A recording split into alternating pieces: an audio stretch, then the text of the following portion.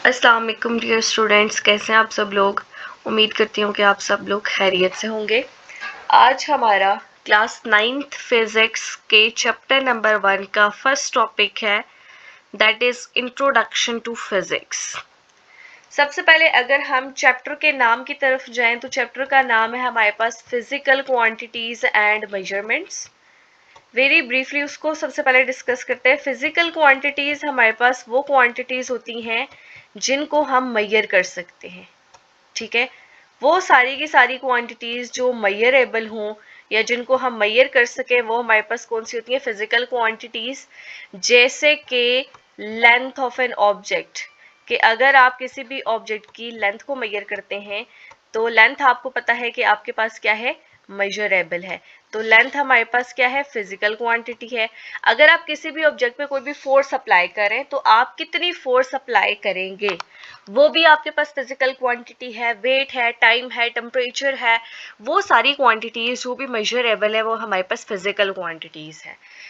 Chapter के नाम में physical quantities and measurements. Physical quantities को तो डिस्कस कर लिया, मेजरमेंट्स का मतलब है कि हाउ टू मेयर। ये जो हम फिजिकल क्वांटिटीज को पहले इस चैप्टर में हम डिस्कस करेंगे, उनकी डिस्कशन के बाद हमने नेक्स्ट चीज जो इस चैप्टर में डिस्कस करनी है वो ये है कि हाउ टू मेयर, कि हम इनको मेयर कैसे करेंगे, कौन से इंस्ट्रूमेंट्स को हम यूज करेंगे to measure the physical quantities, ठीक है। तो चलते हैं इसके फर्स्ट टॉपिक की तरफ। फर्स्ट टॉपिक है इसका बेसिकली इंट्रोडक्शन टू फिजिक्स, कि फिजिक्स है क्या या उसकी हिस्ट्री क्या है, किस तरह से फिजिक्स हमारे पास आई, किस तरह से किसी एक साइंस की ब्रांच को फिजिक्स का नाम दिया गया। इस चीज को आज हमने डिस्कस करना है। तो हम स्टार्ट लेते हैं from the very start, that was science. बहुत शुरू में जब इसको पढ़ना स्टार्ट किया गया, जब ऑब्जर्वेशंस हुई, जब एक्सपेरिमेंट्स का प्रोसेस स्टार्ट हुआ, तो तब इस सारी की सारी फील्ड को साइंस का नेचुरल फिलॉसफी कहा गया था, ठीक है। अब अगर हम साइंस को डिफाइन करें, the process of observations and to prove that performance of experiment, okay, कि अगर आप जो ऑब्जर्व करें टू प्रूव दैट बाय, यहाँ पे बाय, और फिर आप उसको प्रूव करें by performance of experiments, experiment perform करके, तो वो हमारे पास क्या है, साइंस।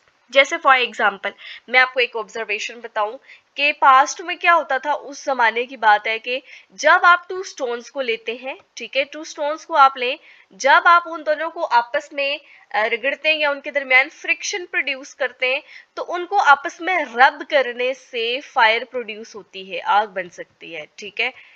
अब जब साइंटिस्ट ने या उस दौर के इंसानों ने इस चीज को ऑब्जर्व किया, इस चीज को ऑब्जर्व करने के बाद उन्होंने ये सोचा कि क्या अगर हम दो वुड के पीसेस लें और वुड को भी ऐसे ही आपस में रब करें तो क्या फायर बनेगी, क्या आग लग जाएगी, ठीक है।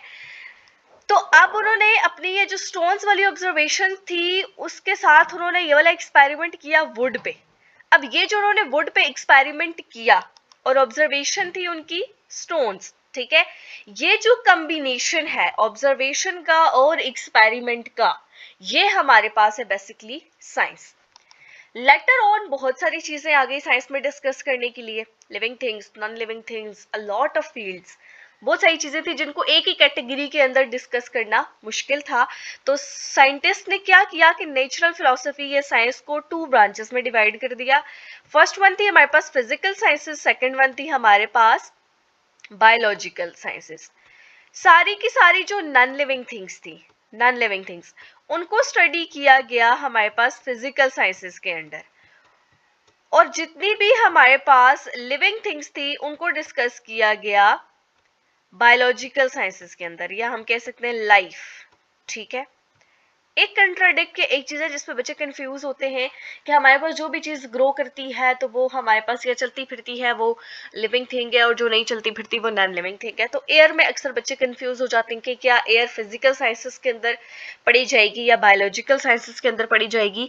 एयर ग्रो नहीं करती, एयर सांस नहीं लेती, ठीक है। तो एयर हमारे पास नॉन लिविंग थिंग है, तो उसको हम फिजिकल साइंसेस के अंदर ही डिस्कस करते हैं। अब उसके बाद नॉन लिविंग थिंग्स में भी अ लॉट ऑफ चीजें आ गई। हमने फिजिक्स की तरफ जा रहे हैं इसलिए मैं सिर्फ वो वाली चीजें डिस्कस करूंगी जहां से फिजिक्स आई है, ठीक है।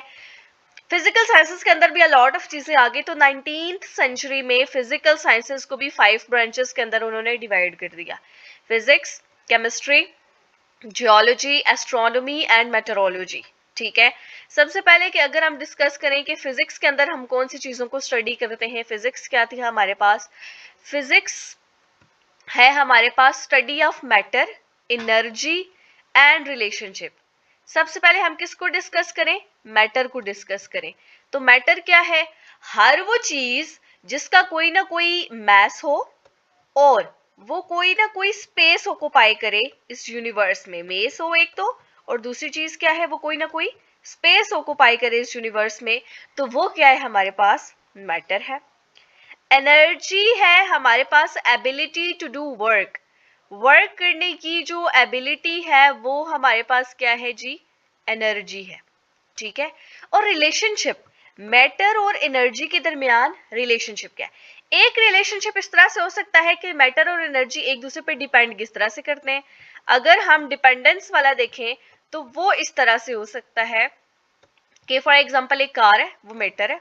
ठीक है, विदाउट केमिकल एनर्जी वो वर्क नहीं कर सकती, विदाउट पेट्रोल वो नहीं चल सकती। अब पेट्रोल उसको केमिकल एनर्जी देता है, देन केमिकल एनर्जी मैकेनिकल में कन्वर्ट होती है और फिर कार चलती है।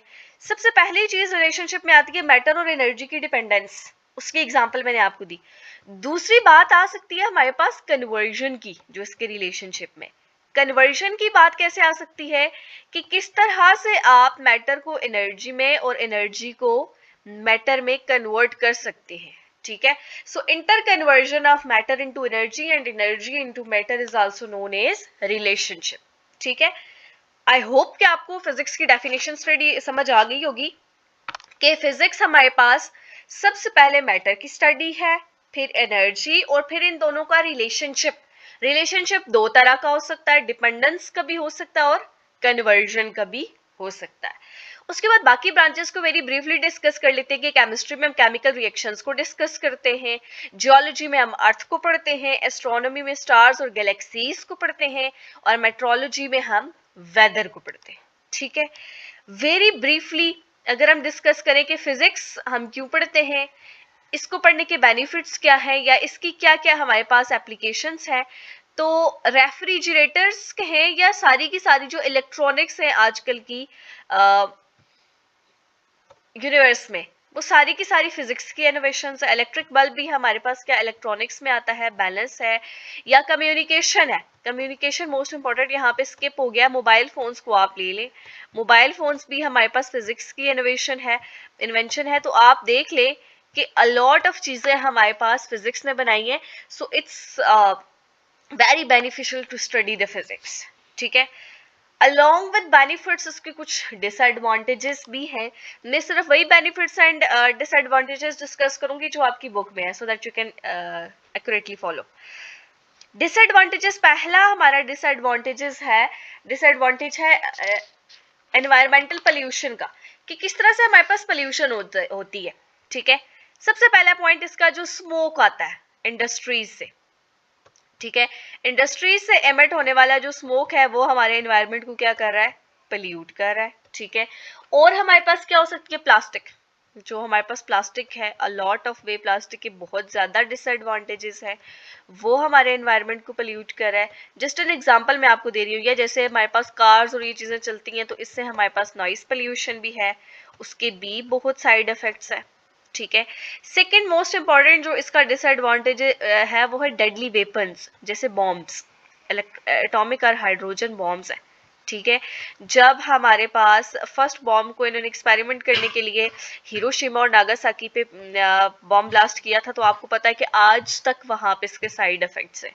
So it is also very dangerous. ठीक है, बॉम्ब्स हैं या जैसे हमारे पास गन्स हैं, तो deadly weapons, this is also the disadvantage of physics. But disadvantages कम है, अगर आप इनको पॉजिटिव वे में यूज करें तो ये डिसएडवांटेजेस भी ना हो अगर आप इनको प्रॉपरली यूज करें, लेकिन मैक्सिमम हमारे पास इसके बेनिफिट्स है। So that's why we should study physics, benefits ज्यादा है। आई होप कि यहाँ तक आपको क्लियर हो गया होगा। नेक्स्ट टॉपिक में, नेक्स्ट वीडियो में हम इसका नेक्स्ट टॉपिक डिस्कस करेंगे, that is branches of physics. तब तक के लिए अल्लाह हाफिज। अगर आपको कोई भी क्वेश्चन हो तो आप कमेंट बॉक्स में पूछ सकते हैं। Thank you, Allah Hafiz.